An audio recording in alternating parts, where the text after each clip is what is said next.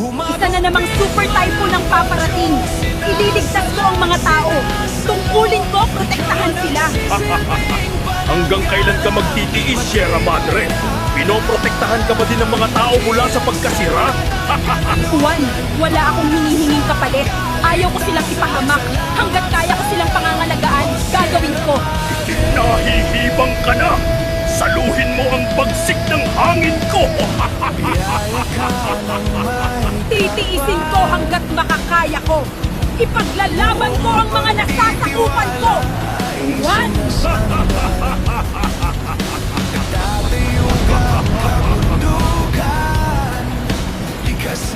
Tumigil ka na!